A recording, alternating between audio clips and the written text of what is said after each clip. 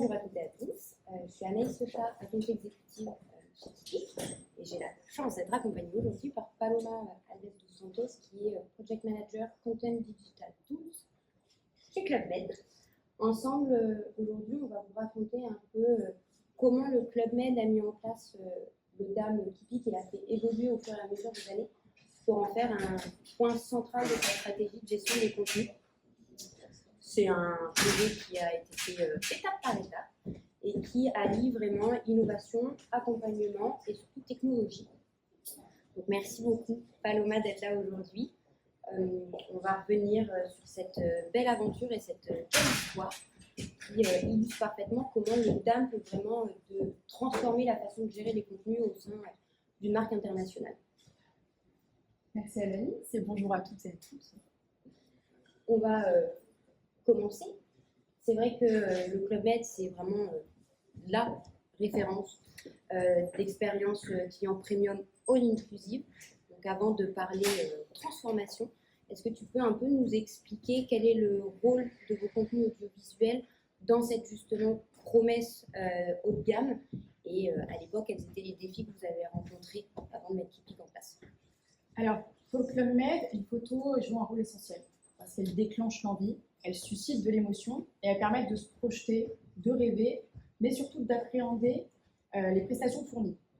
En fait, elles ont aussi un rôle important dans la capacité à véhiculer, à incarner l'univers du Club Med et à rendre tangible cette promesse de marque haut de gamme, all-inclusive, unique et mémorable.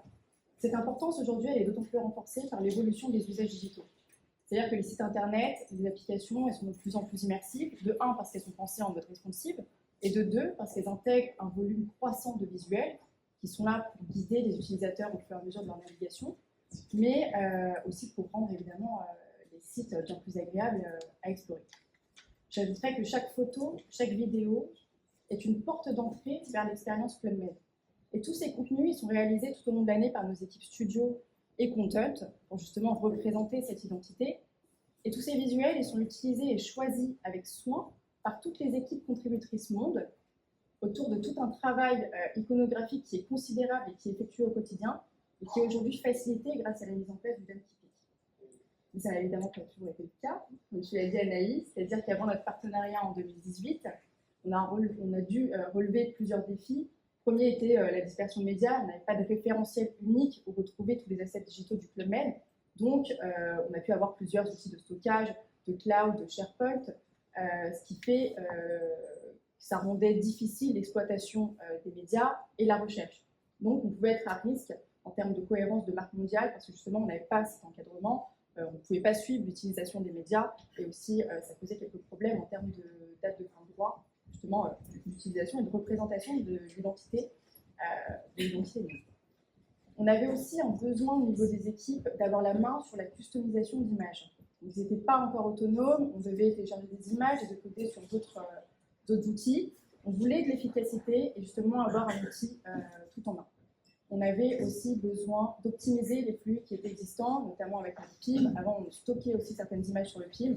Puis on voulait des outils qui soient séparés avec chacun leurs usages différents, mais quand même reliés avec des flux qui soient optimum. Avant, on mettait par exemple 48 heures pour uploader un média. Aujourd'hui, on met 15 minutes. Et sur nos CMS, c'est encore plus immédiat, mais ça, je vous en parlerai un peu plus tard. Et voilà, on avait ce besoin d'efficacité. Je pense qu'on n'apprend rien à personne quand on dit que quand on vient mettre en place un DAM, les attentes, elles sont très élevées, surtout dans le cadre d'une marque premium comme le Club Med. Pourquoi Typique, du coup, et quelles étaient vos attentes, que ce soit en termes technologiques, mais également fonctionnalité et accompagnement de la part d'un éditeur de DAM? Alors, avant tout, on voulait un référentiel unique et robuste. C'est-à-dire d'avoir une plateforme de référence qui est la source de vérité en termes de visuel. On n'ait plus cette dispersion de médias, qui soit aussi performante. Ça, c'était très important, à la fois dans l'upload, dans les fonctionnalités, et que cette performance, elle soit monde. C'est-à-dire qu'on a des utilisateurs à travers le monde entier, donc que cet outil il fonctionne de la même manière que ce soit en France, au Brésil, en Chine ou en Australie, et que tout le monde puisse vivre la même expérience sur un même outil. Ça, c'était très important pour nous.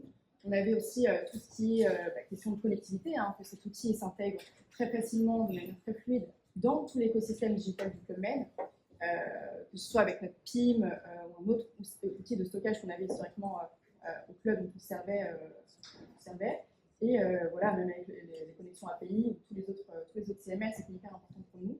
Que l'outil soit aussi collaboratif. Donc, le MED, c'est une partie de valeur. On travaille beaucoup ensemble, toutes les équipes collaborent beaucoup et ils sont très complémentaires. Donc, toutes ces fonctionnalités de workflow, de panier, de tableau qu'on utilise au quotidien étaient primordiales dans notre façon de travailler et qu'elles soient du coup intégrées, encore une fois, dans un fonctionnement.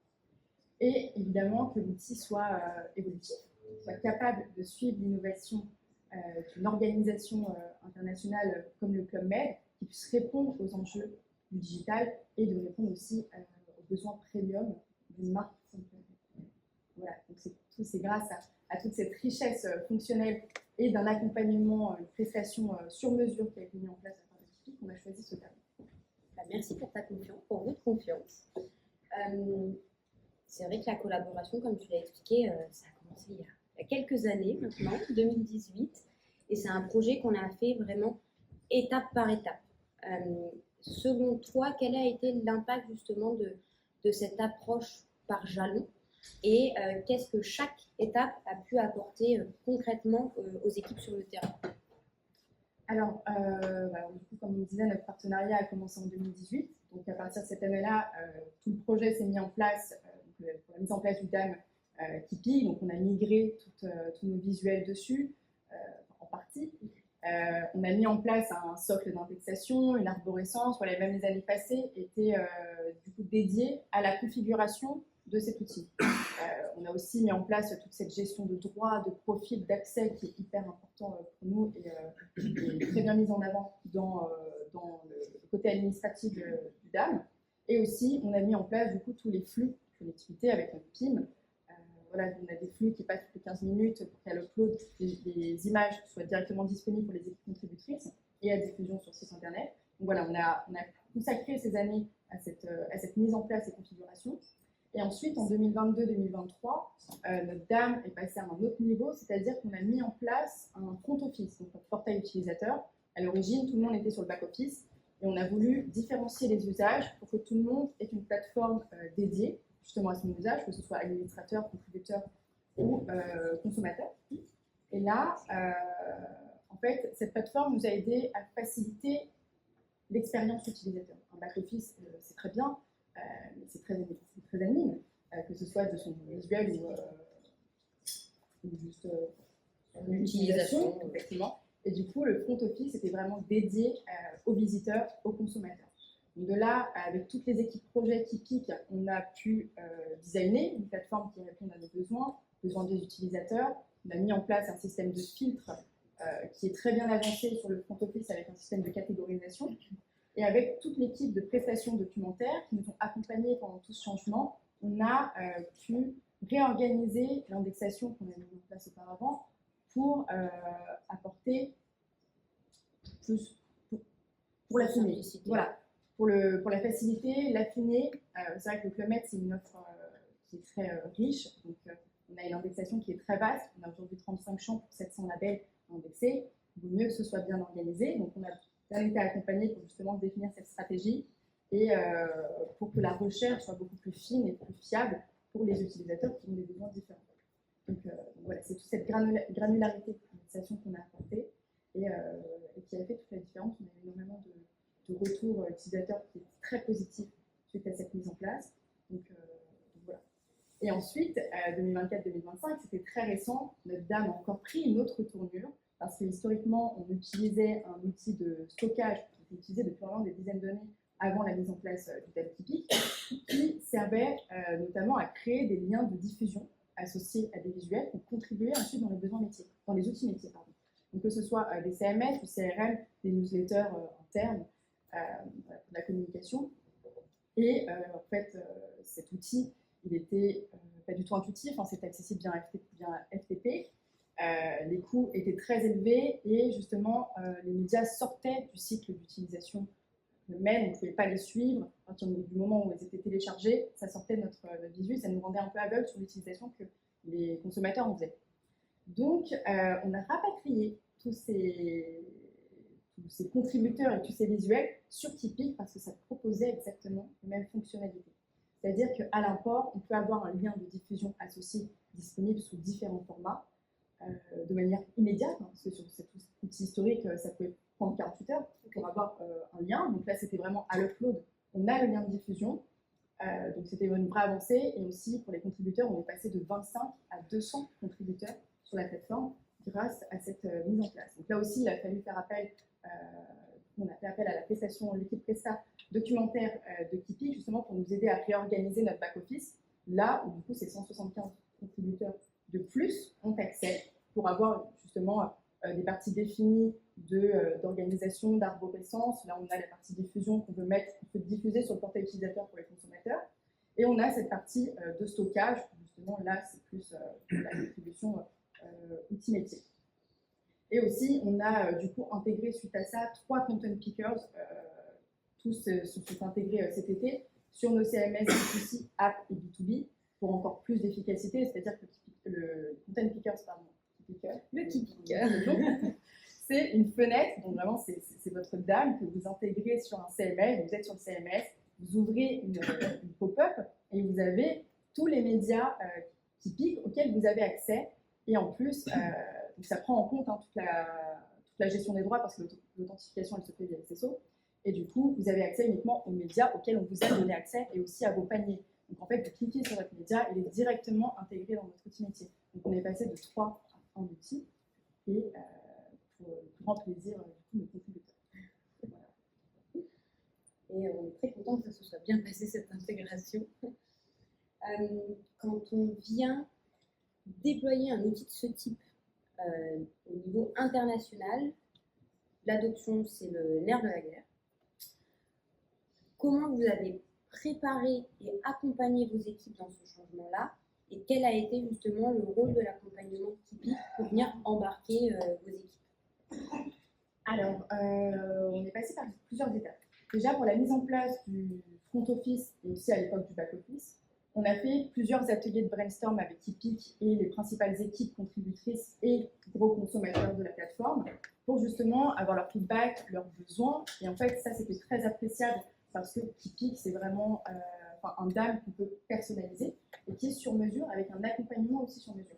Donc en fait, le fait d'intégrer les retours utilisateurs et les besoins utilisateurs, c'était très appréciable pour eux aussi, parce qu'on prenait en compte du coup, les usages et les besoins qu'ils avaient. On les a fait participer aussi à des mises en situation, c'est-à-dire qu'à chaque étape de développement du front office, on créait des maquettes, on créait un parcours d'utilisateur, que ce soit avec une arborescence définie ou d'ores et déjà une indexation. Et en fait, on leur disait, voilà, là, est-ce que c'est intuitif pour toi? Là, qu'est-ce que tu verrais de plus? Qu'est-ce que tu as besoin? Là, il y a le système de panier, on a plus le système de collaboration. Est-ce que c'est important ou pas? Oui, non. On a développé et adapté la plateforme par rapport à ça, développé des flux collaboratifs pour avoir des accès back-office. Vous pouvez utiliser du coup, les workflows, tableaux, commentaires, etc. Ça, c'était hyper important. Et du coup, Tipeee a su s'adapter et répondre à nos besoins là-dessus. Du coup, on a fait plusieurs formations aussi à la sortie du front office. On a abordé les utilisateurs à comment utiliser tel ou tel filtre, telle ou telle fonctionnalité. Et ensuite, on avait aussi le bon niveau de support dédié à cet accompagnement. On a une catégorie aussi guide utilisateur sur la plateforme. Vous pouvez retrouver justement des guides en fonction des fonctionnalités. Et donc ça, donc on a été beaucoup accompagné par Tipeee sur toute cette mise en place. Et on a aussi géré un change management au niveau Club Med. Là aussi, on avait des guides utilisateurs. On a diffusé des formulaires de feedback à tous les utilisateurs sous forme de QR code qu'on insérait dans les newsletters, je vais vous parler juste après. On les avait aussi sur notre front, une catégorie, puisqu'il faut savoir que sur le DAM Tipeee, on a une fonctionnalité de front edit et on a la main pour personnaliser le front office, donc que ce soit avec des images de catégorie, même les couleurs ou la catégorisation de filtres, ce qu'on veut voir apparaître ou non, sous quel format, si c'est multi-évalué ou pas. Et donc ça nous donne une certaine autonomie. Et donc, avec ces formulaires de feedback, on a pu récolter des retours utilisateurs du style il manquerait ce filtre, on a besoin de telle indexation dans nos équipes, dans nos usages, donc ça on a pu le réadapter, ou voilà, il nous manque cette fonctionnalité, ou voilà, on aimerait avoir ça ou ça. Donc ça, c'est très appréciable parce que on travaille, on est tous ensemble, on n'impose pas quoi que ce soit aux utilisateurs, on travaille avec eux. On a aussi fait plusieurs formations avec eux et on a du coup cette newsletter qui est mensuelle, qu'on partage à tous les utilisateurs typiques. Hein, donc on en a à peu près 2700 aujourd'hui. Et en fait, on intègre des vidéos qui sont générées via Synthesia. Je ne sais pas si vous connaissez, mais ça permet de créer des avatars. En fait, on s'enregistre, ça crée notre avatar et on peut diffuser des messages à travers. Donc en fait, on fait ces vidéos-là pour diffuser des tips et astuces de certains contributeurs. Donc là, par exemple, Utilissartout, qui est notre responsable social media, a pris la parole via son avatar pour expliquer comment rechercher telle ou telle campagne de marque qu'on avait sortie à l'occasion des 75 ans du Club Med. Et du coup, informer les utilisateurs, voilà, si tu recherches tel contenu, il faut que tu ailles dans tel dossier, puis tel dossier, ou utiliser tel filtre, etc. Et du coup, vraiment donner des astuces au fur et à mesure. Et donc ça, on le fait chaque mois, soit sur un temps fort, ou juste une fonctionnalité qu'on met en place, ou simplement, bah voilà, là, on a développé tel ou tel filtre pour avoir du contenu sous les drills. Tu dois aller sur tel champ, tu peux combiner les filtres aussi pour affiner ta recherche. Et voilà, on peut avoir des utilisateurs qui peuvent manquer de curiosité ou simplement qui ne sont pas au courant. Donc, on veut qu'ils puissent utiliser le DAM à leur plein potentiel et avoir un maximum de résultats pour leur recherche. Et cette vidéo, elle est super bien. Donc, on vous propose de la regarder à la fin des questions-réponses pour que vous puissiez vous inspirer un peu parce qu'en termes de change management, Club Med, ils sont vraiment bien équipés. Une fois qu'on a fini de parler conduite du changement, ça fait maintenant plusieurs années que le projet est lancé, donc vous commencez à avoir un vrai recul sur la mise en place de ce projet-là. Je pense que ça intéresse tout le monde. Est-ce que tu as des exemples concrets, chiffrés, de gains que vous avez eu suite à la mise en place du DAM, que ce soit en termes de productivité, de fluidité ou de cohérence de marque, parce que c'était aussi un enjeu au début. Alors, le premier bénéfice qu'on observe, c'est évidemment un gain de productivité qui est énorme. Hein. Aujourd'hui, notre DAM, c'est la référence en termes d'assets digitaux Club Med, à un niveau monde. C'est-à-dire qu'on a une arborescence et une indexation qui sont telles, donc comme je vous disais, avec 700 labels qui sont très fins, qui répondent aux besoins des utilisateurs, que la recherche, elle est beaucoup plus simple, elle est beaucoup plus rapide et elle est beaucoup plus fiable. On évite aussi la dispersion, de dire que tout est centralisé au même endroit, donc en fait on ne peut pas se tromper. Là on est sur le DAM pour utiliser telle ou telle image. On est aussi bien plus efficace avec ce que je vous disais, du coup, la customisation. Les équipes, elles n'ont pas besoin de sortir d'un outil. Si elles veulent resizer à la volée, c'est possible. Si elles veulent faire des retouches aussi à la volée, c'est possible. Donc là, il y a une autonomie qui est très appréciable là-dessus. On a aussi du coup un outil qui s'intègre vraiment efficacement dans l'écosystème digital, notamment avec notre PIM, avec des flux qui sont presque immédiats, avec 15 minutes de latence entre l'upload et la récupération par le PIM, avec une ambition que ce soit aussi immédiat et qu'on ait une modification et un upload dans le PIM à l'upload dans le DAM. Donc là aussi, on est en train de travailler là-dessus. On a un plugin Microsoft Office qui est aussi très utilisé par les utilisateurs. C'est-à-dire qu'on a des templates qui sont prédéfinis sur PowerPoint. En fait, le fait de pouvoir choisir une image, ça permet de voir la cohérence entre les images de trait, donc ça aussi c'est très appréciable. Et on a aussi du coup les 3 content pickers qu'on a intégrés cet été. Là aussi, on a un vrai gain de productivité parce qu'on passe de 3 outils à 1. Donc ça montre vraiment à quel point c'est efficace.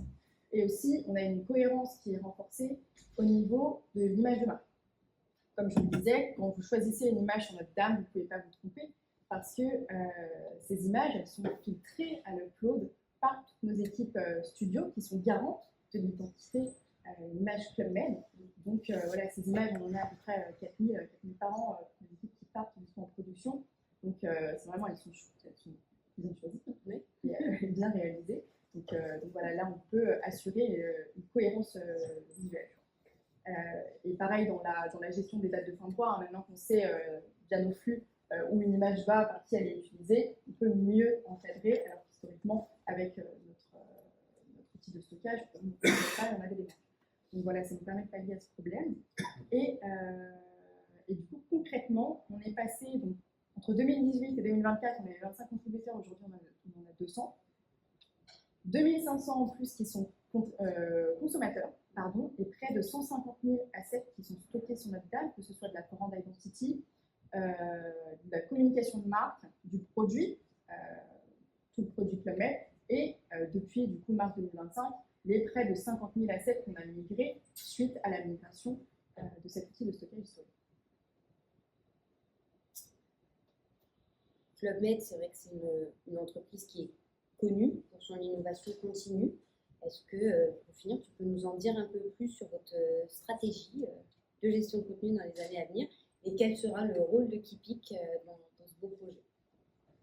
Alors, c'est vrai que l'innovation, elle ne s'arrête jamais au Club Med. Les besoins des utilisateurs évoluent, les technologies évoluent aussi. Donc, on doit pouvoir s'adapter. Et justement, c'est pour ça qu'on collabore avec une marque comme Tipeee qui permet de suivre ces innovations. Et du coup, quand je vous parlais des QR codes de feedback qu'on proposait aux utilisateurs, il y a beaucoup de réponses qui nous sont venues sur la proposition de visuels similaires sur nos recherches du front office. Donc en fait, les utilisateurs, ils utilisent notre DAM, comme par exemple, ils peuvent utiliser Google. Donc en fait, quand ils tapent une recherche, ça lie la deuxième utilisation, mais quand ils tapent une recherche, ils veulent avoir plein de recherches, de résultats similaires pour pouvoir choisir laquelle leur convient le mieux. Et c'est ce qu'ils aimeraient sur le front office. C'est-à-dire qu'aujourd'hui, quand on a une image, on choisit une image, on a d'ores et déjà un onglet qui nous permet d'avoir les images qui sont du même reportage. Donc ça, c'était déjà une avancée, parce que du coup, on est dans le même mood, quoi. Mais du coup, on aimerait un onglet similaire qui propose justement des similarités. Donc soit que ce soit que ça reconnaisse du coup au visuel, soit par exemple, si l'image elle a 80% d'indexation en commun avec telle image, alors je la propose comme similaire. Donc ça, c'est une de nos ambitions. Ensuite, on a l'optimisation de la barre de recherche avec la recherche naturelle. Pareil, les utilisateurs, quand ils tapent, ils n'ont pas forcément en tête, bien qu'on aurait dit, qu'ils recherchent par mots-clés. Pour eux, c'est pas forcément efficace, donc on aimerait que ce soit utilisé comme du prompt. Hein, tu dis, voilà, je recherche une femme à la plage, à côté, toutes les images de femmes à la plage qui ressortent. Donc ça aussi, c'est beaucoup ressorti. Et ensuite, évidemment, l'intégration d'une nouvelle interface qui est Kipik. Donc, interface back-office bien plus intuitif et user-friendly, qui est déjà un peu plus encore mieux. Donc voilà, on ne manquera pas de faire partie des testeurs et adopteurs de la solution. Voilà. Le gros projet 2025, début 2026 chez Kipik. Merci beaucoup du coup, Paloma, pour cette intervention. Je pense qu'on peut dire que ce projet, c'est une belle aventure technologique mais humaine aussi à travers toutes les années. Et ce qu'il faut en ressortir, c'est qu'un DAM bien pensé, ça peut vraiment devenir un pilier de votre stratégie de gestion des contenus.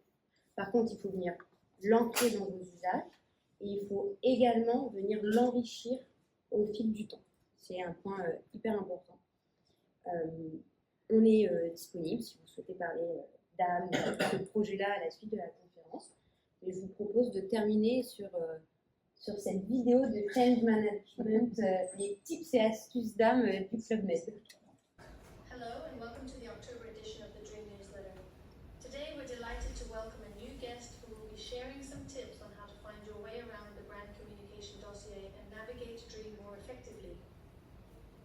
Hello everyone, my name is Lucille Sarko and I'm social media. Ça, c'est des avatars, c'est des personnes qui ont pris 3 minutes pour le créer. Et automatiquement, vous pouvez leur faire parler sur un texte que vous avez trouvé fini. Go to the brand communication folder, then go to the brand campaign folder, then click on the 75th anniversary folder, and finally on the cocktail folder. Here's an example of Club Med's 75th anniversary campaign with the signature cocktail campaign. There are different content formats available in French and English. The zip format makes it possible to deliver source files that PUs can then translate into their own language. Let's move on to the social media video section. Content is classified by theme and delivered in ready-to-use formats. Here is an example of a real video shot at the Pointe aux Canoniers resort. Note that each format is specified in the media code. These high-impact, optimized video formats are sure to grab attention on social networks. Here's an example of snippets, which are images or short extracts ready to be used as they are in publications or integrated into video montages. Then there are short or end-to-end clips, which are a series of images or sequences on the same theme, allowing you to compose your own content by selecting the most relevant shots. Finally, video rushes are filed in a dedicated folder. These are the studio's production returns. It's a bank of raw content, short or long rushes, classified and categorized that can be used to create new videos. It's real raw material that you can use to enrich your content. It's important to keep the original code when you download the media, because copyright and image rights for the models need to be taken into account. You should also take into account the date on which the rights of use expire and remove the media used in your content when they do. Finally, let's move on to the social editorial content section. In the social editorial content folder, you will find mantras and projects such as Iconic Trident, Humane Stories, and My Vacation Bag. Here is an example of the My Vacation Bag campaign.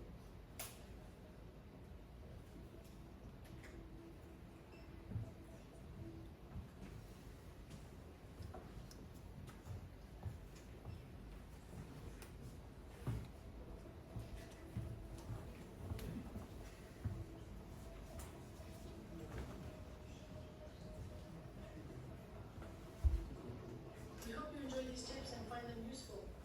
If you have any questions about Dream, don't hesitate to contact us. Thank you and see you soon.